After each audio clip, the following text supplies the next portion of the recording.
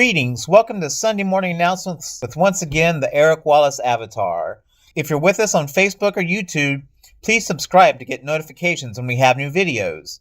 If you're with us on Zoom, say hi in the chat. We'd love to say hello back. If you're with us in person, hi everybody here.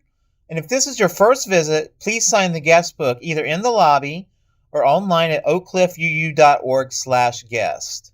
Also, if you're here in person, note our new weekly feature, Meet Your Board. Today we have one of our board trustees, Sherry Randall. Do you have questions, concerns, or opinions to share with the board? Every Sunday morning starting at 9:30 and ending when the service begins, a member of our board, either in person or on a tablet via Zoom, will be available to meet with you and discuss your thoughts. We hope you'll take advantage of this opportunity. Today, Sarah Ricke is back in the pulpit with The Spirit of Yule, a preface to our Winter Solstice celebration coming up this Friday. We do hope you can stick around after the service today for Talk Back with Sarah, where we gather in a circle and discuss the sermon and related topics. If you're unable to join us in the sanctuary, we share the Zoom meeting information at the end of our services in the online chat. At 12:15 today, our White Accountability Group will be meeting in the Hope Common Room and online. If you're white identifying and want to work on being a true anti-racist ally, please join us. Note that going forward, the group will be meeting once a month rather than twice. Watch for scheduling details. Our worship ministry will meet today at 2 p.m. in the Hope Common Room and online. Anyone who is willing to help us plan worship services or who wants to see what goes into planning them is encouraged to attend. See your e-blast or the back of your order of service for Zoom links for both of these meetings. Our Widening the Circle of Concern work group continues to meet on Monday at 7 p.m.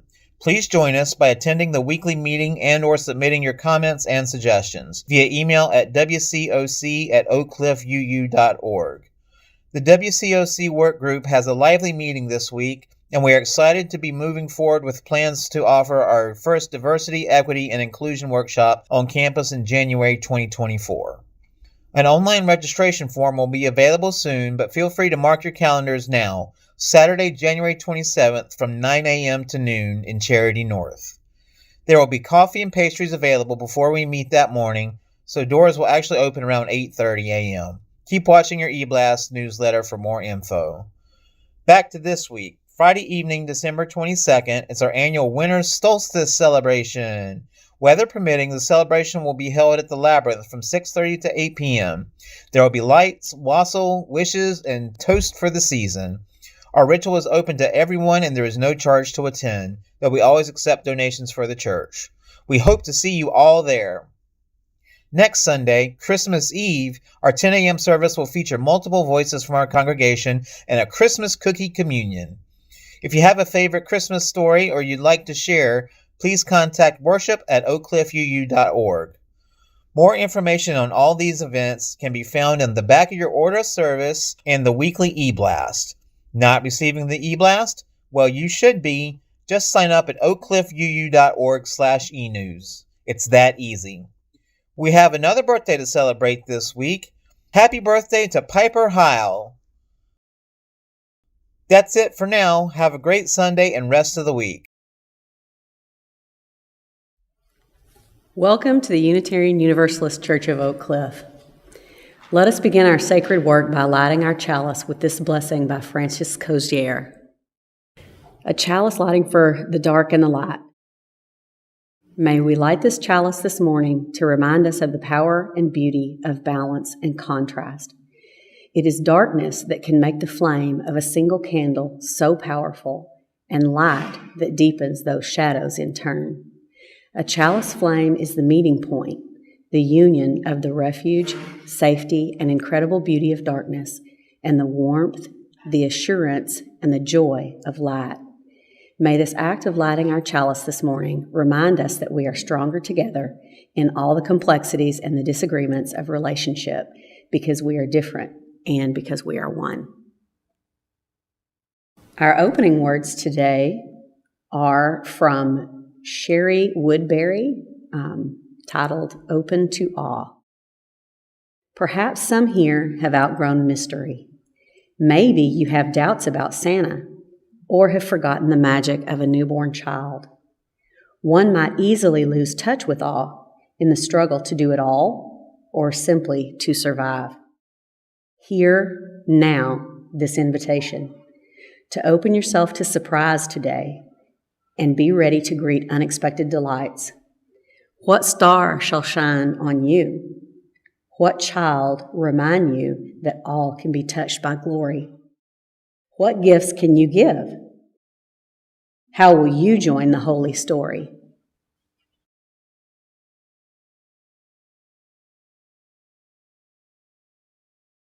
Earth my body, water my blood, air my breath, and fire my spirit. Earth my body, water my blood, air my breath, and fire my spirit. Earth my body, water my blood, air my breath, and fire my spirit. Earth my body, water my blood, air my breath, and fire my spirit. Earth my body, water my blood, air my breath, and fire my spirit. Earth my body, water my blood, air my breath, and fire my spirit.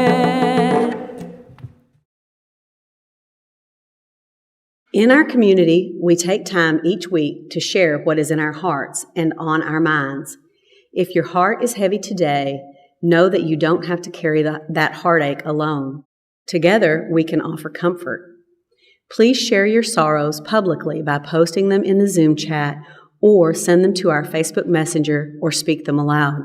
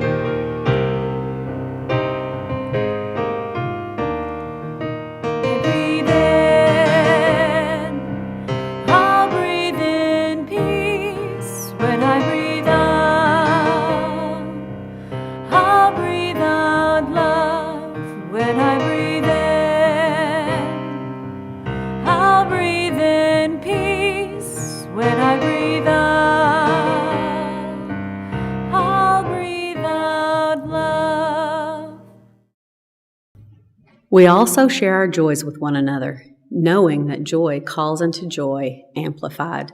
Together, our voices can rise in a chorus of celebration.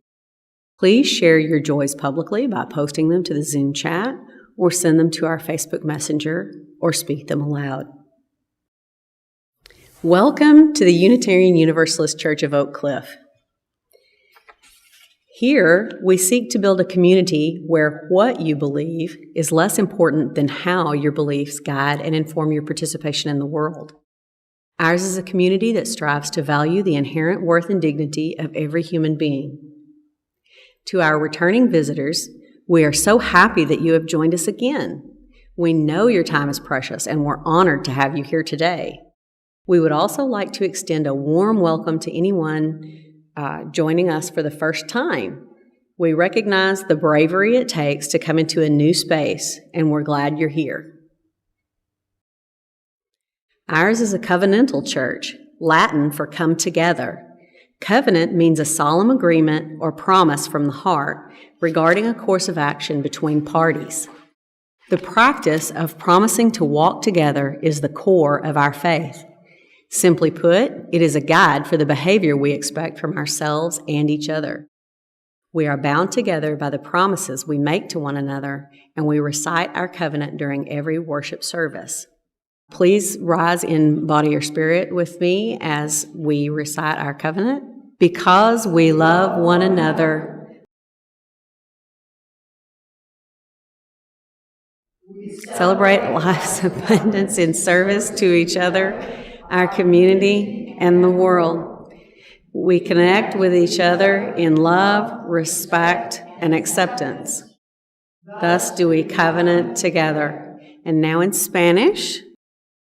Porque nos amamos una al otro, honoramos el viaje espiritual de cada individuo, celebramos la abundancia de la vida en el servicio a entre sí, nuestra comunidad y el mundo. Ponemos en contacto a unos con otros en el amor, respeto y excepción, así que hacemos pacto.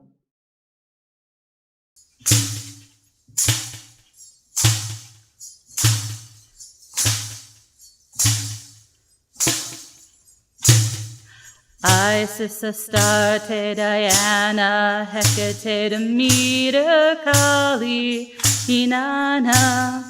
Isis, Astarte, Diana, Hecate, Demeter, Kali, Inanna.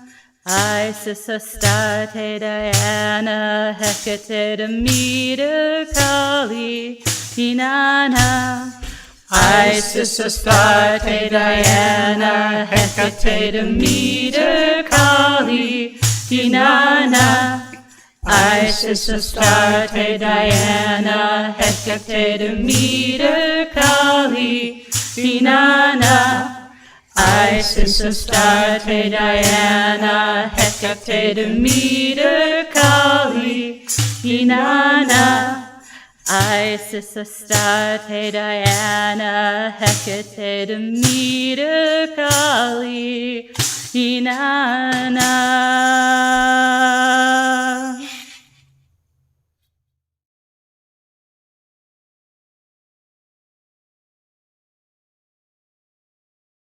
Good morning. Good morning. Good morning. Happy holidays. And as it approaches this week, a very merry Yule to you all. Yule. The word might be familiar to many of you. Despite the iconoclastic domination of Christmas at this time of the year, so many vestiges still remain of this ancient pagan holiday. Probably more than you realize.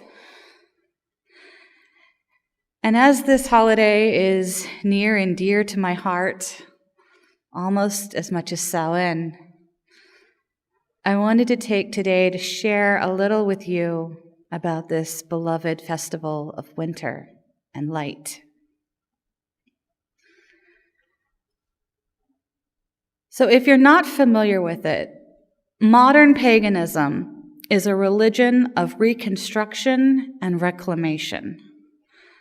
It's mostly Eurocentric in terms of its philosophy and mythology, and most of its practitioners are of European descent. And that is because Europe was the first continent where native religions were completely obliterated in favor of Christianity. So pagans such as myself do not have an unbroken line of practitioners and traditions going back for centuries or millennia.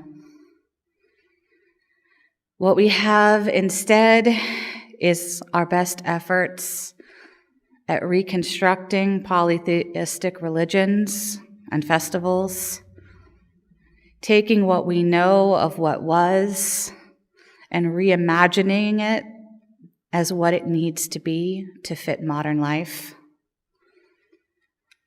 One of the most important beliefs that we have is called the Wheel of the Year. Rather than see time as linear, we view it as repeating patterns, circles within circles, a spiral moving ever onward. From youth to adulthood to old age to death, just as from spring to summer to autumn to winter. The wheel of the year is our cyclical view of time that marks the seasons, and it is part of our attempts to reconnect with the natural world, and it serves as the base for many of our holidays. So in general, pagans like myself celebrate two kinds of holidays. There are espets, or lunar holidays. That makes 12 to 13 full moons a year. We also celebrate various phases of the moon, like the new moon. And these are meant to celebrate the goddess or the divine feminine. And a lot of paganism focuses on the goddess and the reclamation of women as holy in response to the lack of divine feminine in modern Christianity. In addition to the espets, we have the sabbats, and these are the solar holidays that follow the sun and honor the god or the divine masculine, as well as the goddess in equity. And there are two kinds of sabbats. There are the quarters, which is what's coming up, and these are the celestial solar events, the solstices and the equinoxes that mark the seasons, and the cross quarters, sometimes called fire festivals, the midway points between each of the quarter holidays. And these 8 sabbats together are what make up what we call the wheel of the year. Now there's Yule, which is coming up on December 21st. Imbolc, or Candlemas, on February 1st. Ostara, the vernal equinox. Beltane, or May Day. Litha, the summer solstice. Lammas, the first harvest, on August 1st. Mabon, the autumnal equinox. And Samhain, which we just celebrated and back in October. So of the sabbats, spring and summer are considered seasons of light. Autumn and winter are seasons of darkness. And this balance is very important to us. The winter solstice, December 21st, is the darkest night of the year. It's also the turning point in terms of power, a last stand in the darkness, if you will. For though it itself is the longest night and the strongest night, the winter solstice is also the point where the darkness begins to recede. Though the season of winter officially begins on the winter solstice, and it is still very much a season of darkness.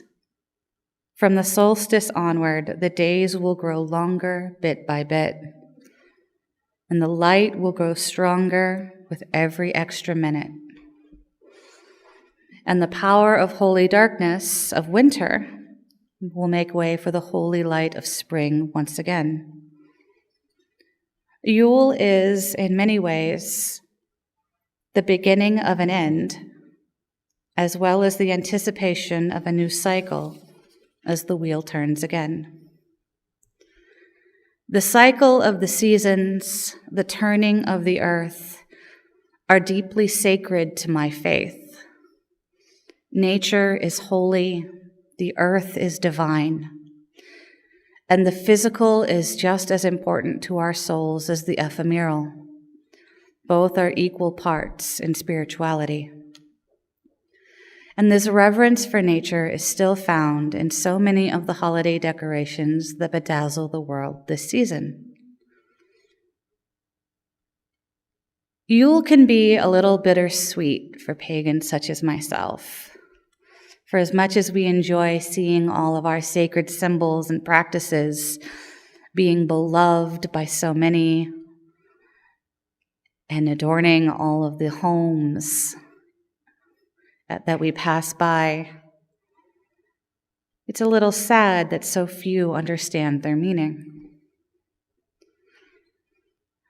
The word Yule comes from the Nordic holiday that fell on the winter solstice. The word Yule meant wheel, like the wheel of the year that I just explained. And as a nature festival celebrating the cycle of the seasons, wheels or circles were a major symbol of the holiday. It's where we get the tradition of wreaths from. The combination of the sacred circle with the reverent gathering of greens litters so many doors. And it's wonderful to see that it's a steadfast symbol of this Sabbath.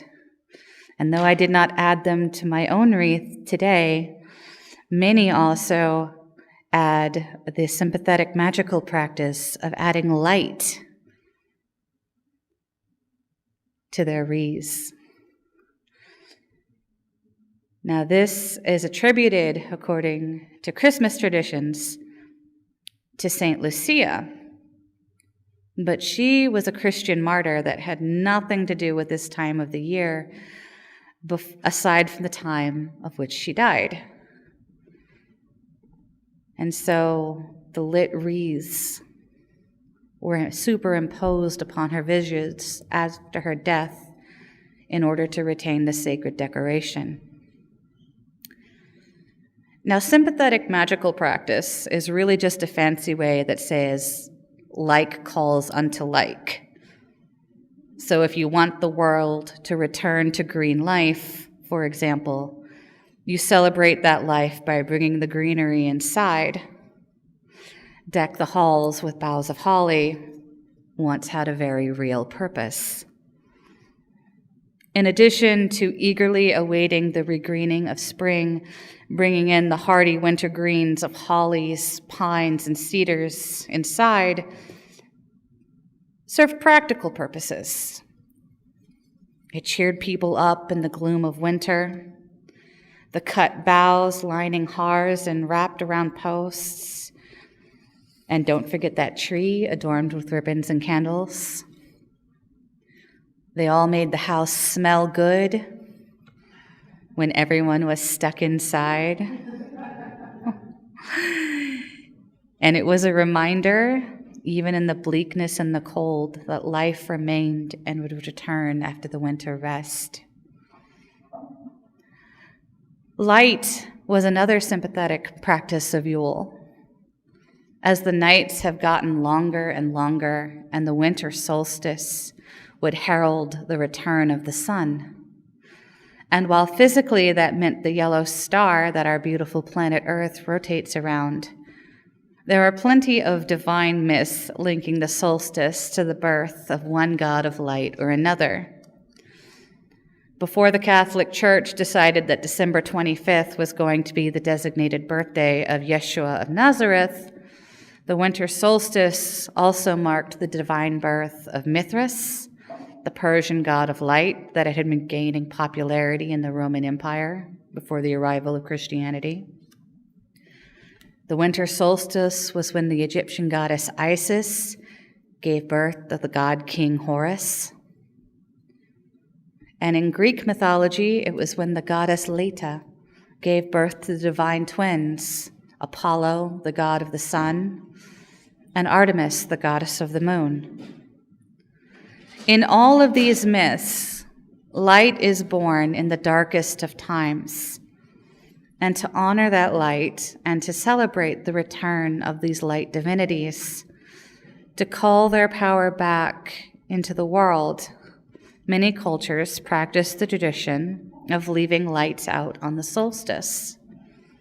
It's still practiced in the country of Sweden, where it is tradition to leave lights on in the house all night for the night of the solstice, for Yule.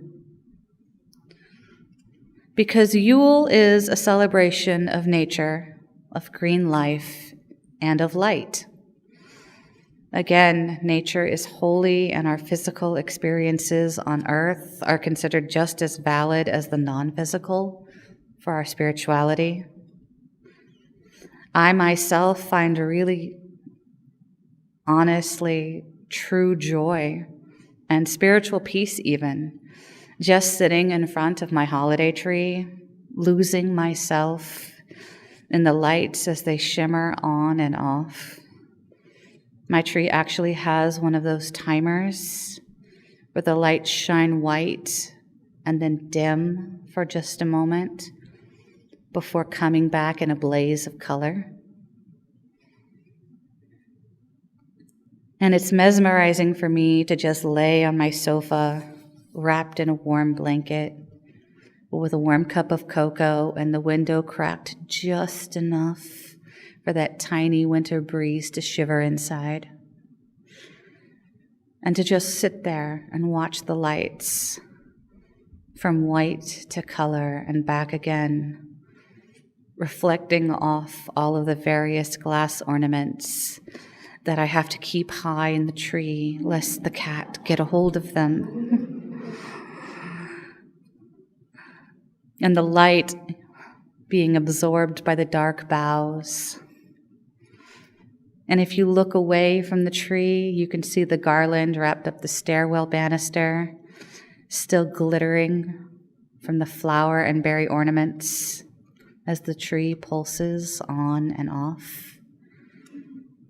I like to have it as the only light in the house, turn everything else off, so it's just me and the tree and the lights.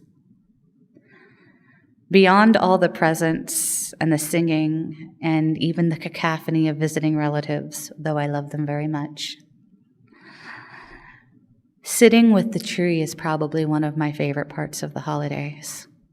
That little sanctuary carved out of the holiday chaos around me. Just me, the tree, and the lights. And it's that reverence, that silent wonder for nature and the quiet call for the return of the sun. Yule is a celebration of all of that, and I do love the festive decorations so very much. So even though it does make me sad that most people don't remember the reverence that goes into the seasonal decor, I can't help but be glad it's still around. Another part of the winter holiday season that is decidedly pagan and brings me a great deal of joy, maybe you can see him up there on the altar, it's Santa.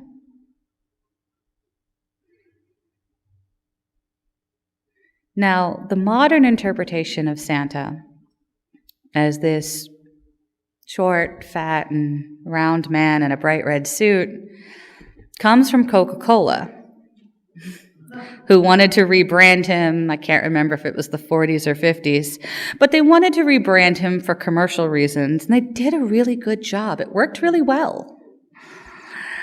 But even now, if you look, you can find the older versions of Santa, where he's taller, where he's thinner, and he'll carry a staff or a lantern or both. The fur trim is still there, but he wears a long coat or robe instead of a suit. It's not always red. It can be the white of winter or the dark green of the trees. And this older version of Santa can trace its roots back to a number of myths, but one of the most striking is Odin. Odin is the principal deity in Norse mythology, the king of the gods. If you've watched the Marvel movies, you know. He sits on the throne in Valhalla, and he's able to see everything in the world. Everything. He sees you when you're sleeping. Sound familiar? Odin is the god that brought knowledge and magic to the world. He sacrificed an eye and hung himself from the Yggdrasil, or the world tree, for 9 days to attain that power. Odin was often described as an old man, tall and thin, with a long beard and a wide brim hat and a long coat.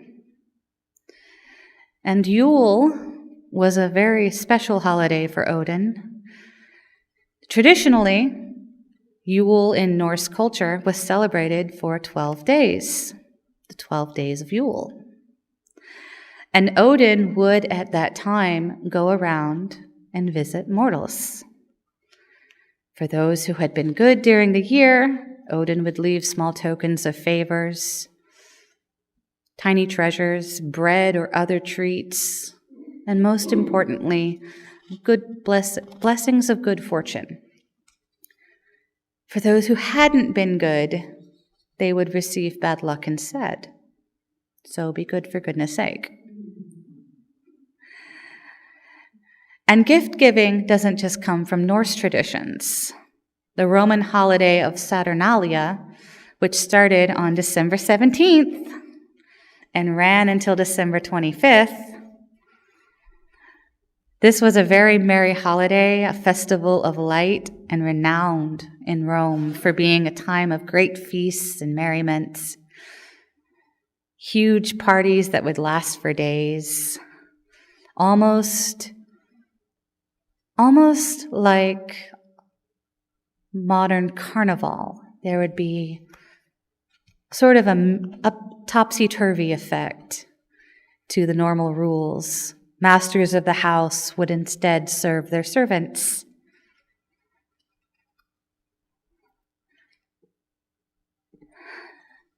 So,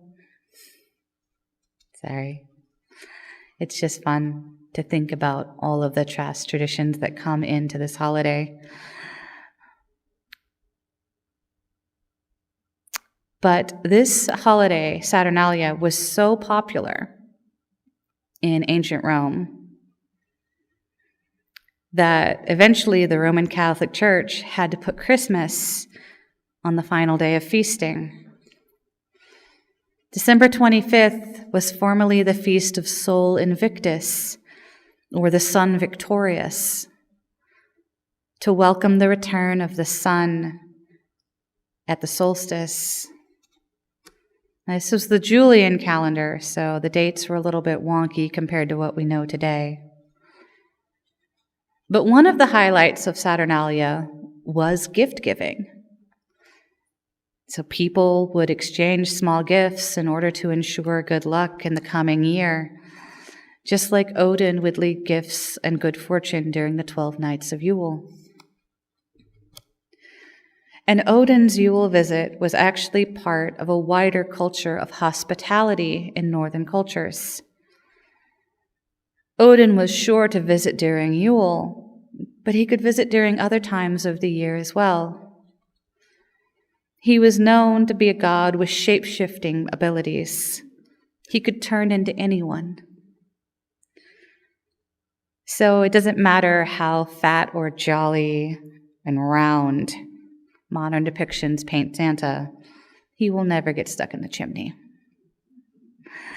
No, any stranger at the door could be the mysterious god in disguise.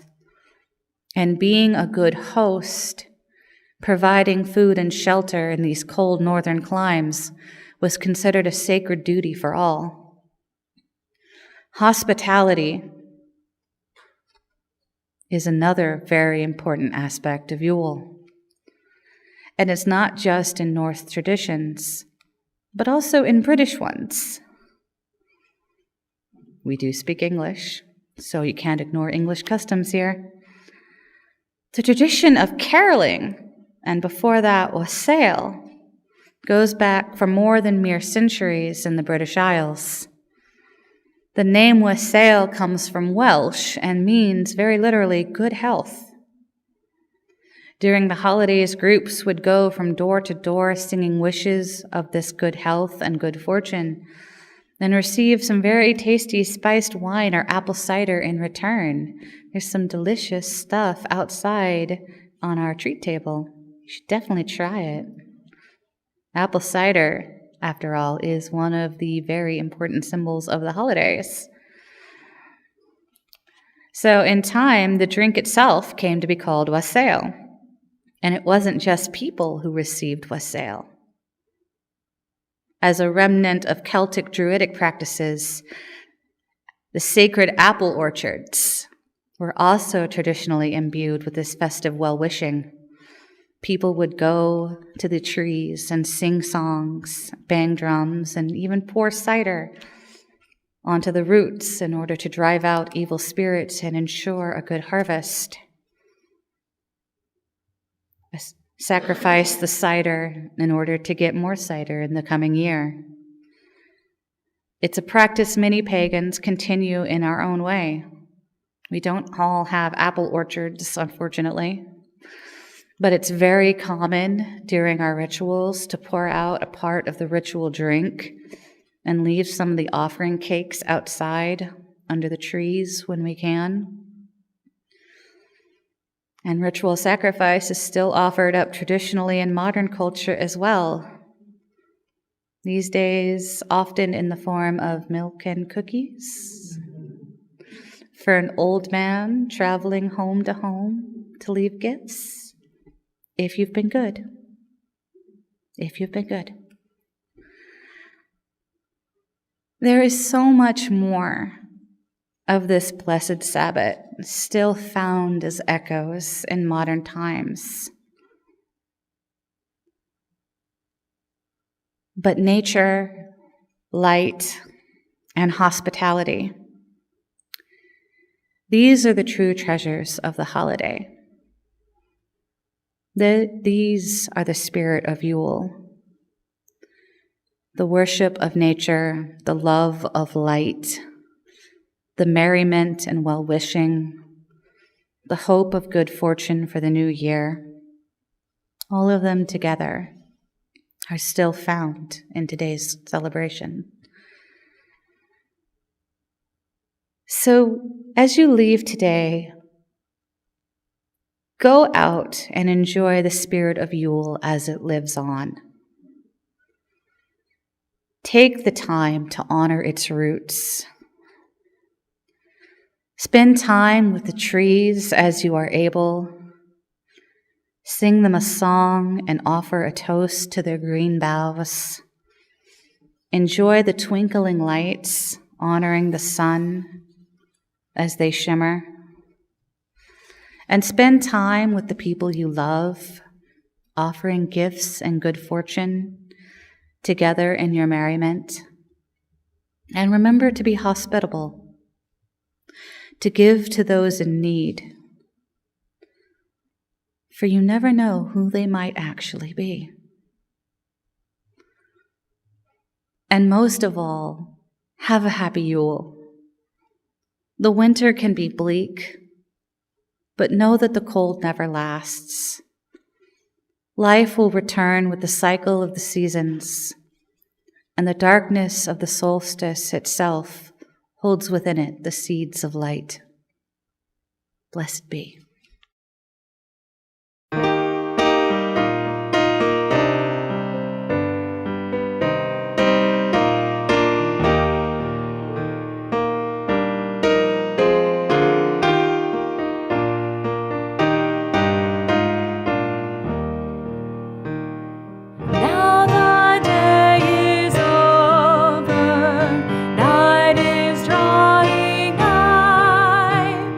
Shadow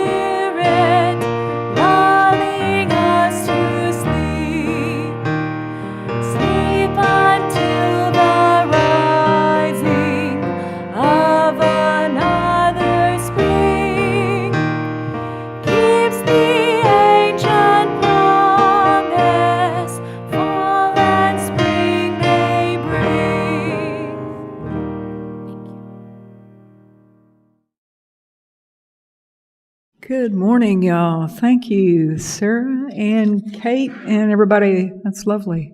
We are now at the point in our service where we focus on another aspect of hospitality that we have been working on for a couple of years or more in this church, which is falls under the umbrella of widening the circle of concern. This is the anti-racism, anti-oppression work that we took up with a stronger focus a few years back. And so if you would join me now in reciting the covenant that we have in regard to widening the circle of concern, I appreciate it. It will be on the screen, and it is on your order of service. We, the Unitarian Universalist Church of Oak Cliff, commit ourselves to the study and dismantling of racism and oppression within our congregation. We commit our congregation and ourselves to the work of anti-racism and anti-oppression. We commit ourselves to listening, to learning, and to action. When we fail, we commit ourselves to trying again and again. We covenant to begin this work and to continue until all of us can truly say that we are a beloved community of justice, equity, and compassion. For the widening moment, this Yule service Sunday, have a special treat. Many of you may be familiar with the music of Leah Morris, who's contributed some wonderful music used in UU services the last several years. We've used a number of her videos. For our widening moment, I have a video that we have not used here before called Honor the Dark. And then we're going to show a little video about a project that she is embarking on now. This is like the last week of Indiegogo funding that she is looking for to do this really cool sounding project. So we have a song from Leah Morris and then a little video about her current project. I hope very much that you enjoy both. Honor the dark as you do the light. Receive the gifts that come to us by day and by night. I choose to honor the dark, uncertainty and change. Deliver us from fear until only love remains. Honor the dark as you do the light. Receive the gifts that come to us by day and by night. I choose to honor the dark, uncertainty and change. Deliver us from fear until only love remains. Honor the dark as you do the light. Receive the gifts that come to us by day and by night. I choose to honor the dark, uncertainty and change. Deliver us from fear until only love remains. Honor the dark as you do the light. Receive the gifts that come to us by day and by night. I choose to honor the dark, uncertainty and change. Deliver us from fear until only love remains. Honor the dark.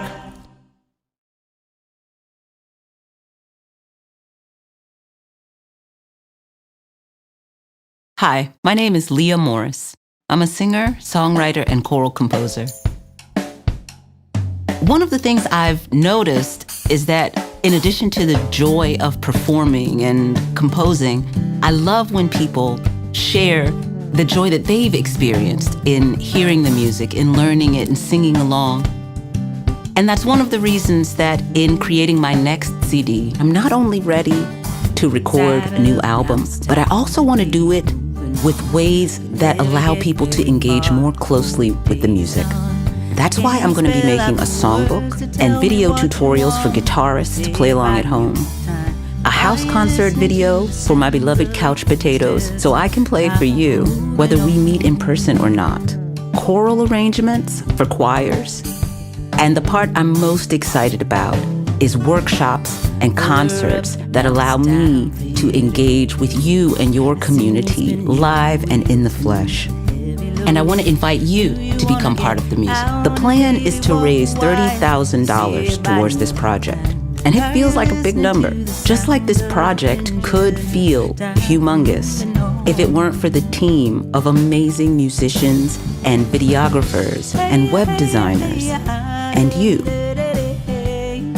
It would be wonderful if you would consider being part of the project.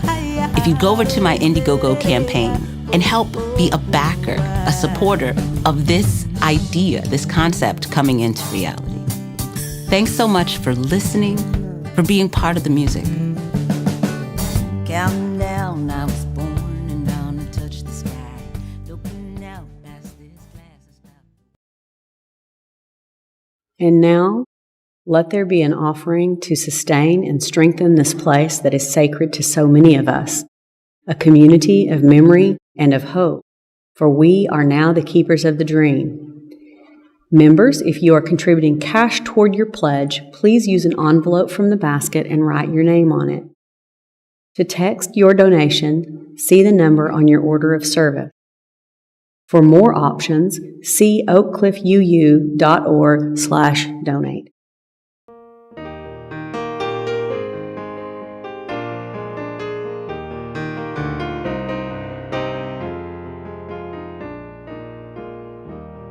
From you I receive, to you I give. Together we share, and from this we live. De Dio recibo a ti te doy, así compartimos y vivimos hoy. You I receive, to you I give. Together we share, and from this we live. De Dio recibo a ti te doy, así compartimos y vivimos hoy. Our closing words for today, it's Ring Out Wild Bells by Lord Alfred Tennyson.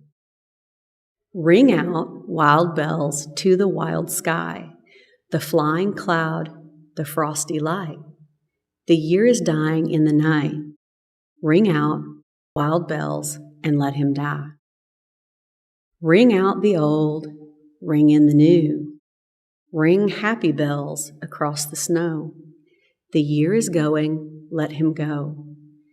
Ring out the false, ring in the true. Ring out the grief that saps the mind. For those that hear, we see no more. Ring out the feud of rich and poor. Ring in redress to all mankind.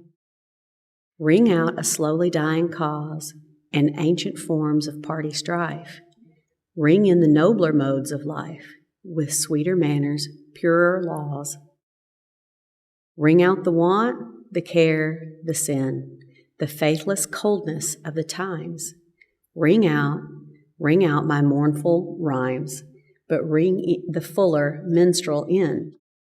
Ring out false pride in place and blood, the civic slander and the spite. Ring in the love of truth and right. Ring in the common love of good. Ring out old shapes of foul disease. Ring out the narrowing lust of gold. Ring out the 1,000 wars of old. Ring in the 1,000 years of peace. Ring in the valiant man and free, the larger heart, the kindlier hand. Ring out the darkness of the land. Ring in the Christ that is to be.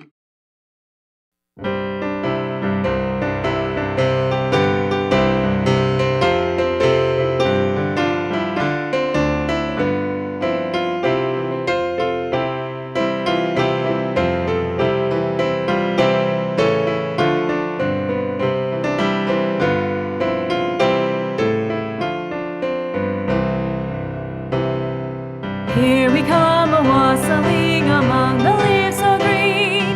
Here we come a-wandering so fair to be seen. Love and joy come to you, and to you your wassail too. And God bless you and send you a happy new year. And God send you a happy new year. Our wassail cup is made of the rosemary tree, and so is your beer of the best barley. Love and joy come to you, and to you your wassail too. And God bless you and send you a happy new year. And God send you a happy new year. Last verse. God bless the master of this house, likewise the mistress too, and all the little children that round the table go. Love and joy come to you, and to you your wassail too. And God bless you and send you a happy new year. And God send you a happy new year.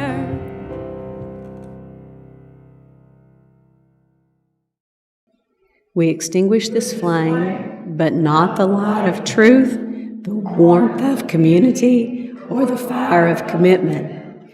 These we carry in our hearts until we are together again.